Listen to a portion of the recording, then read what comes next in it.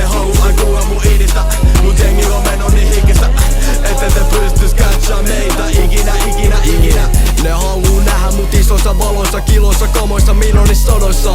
Vaativa liikaa, ei pojat pysy ees aidossa, kun niille antaa liikaa siimaa. Aina vaan piinaa, kyselee turhia, kyselee liikaa. Mun päätä ne riivaa, koita vaan skriivaa, mut ei se auta, ne aina vaan tsiikaa. Miks tai mitä toi meinaa? Iteni leima tyhmäks, kun kirjoitan jotta se näyttää tyhjältä. En mä ees tiiä mitä sä väitä mua vastaan.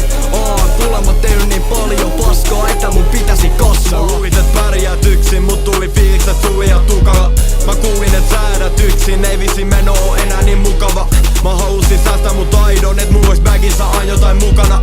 Ne keilas et en muka kestäis alkaa mä fronttaa, mut anna tulla vaan kun mä oon vaan built different, vitut guilty. Sano bitch please kun oot silti ees droppaan niinku nistille Haluut beefii, sano miksi ihmees riittiks sue siksi et pistiin teidät tissiin me. Sanoit et kaikki sun syytä, monikin kelas et oot vähän marttyyri. Kaikki nää yöt ilman unta, tehnyt must pallanen kerralla vampyyri. Mä chillaan ku Shaggy ja Scooby, eikä mun ketjuissa haise parfyymi. Ne tietää kyllä et vanhan business, mutta mun firmas on jäseni vaan yksi. Ne haluu en lähtisi vittu, eli mä lähtisin pois.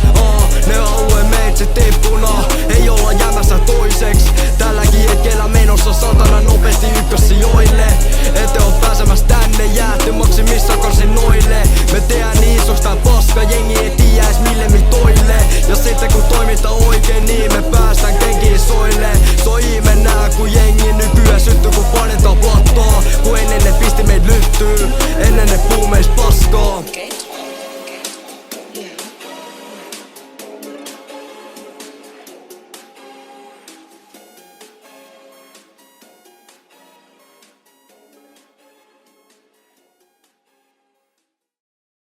Tää vitun tuottaja jätti meidät tänne yksin, niin me pöykitään kaikki vittu.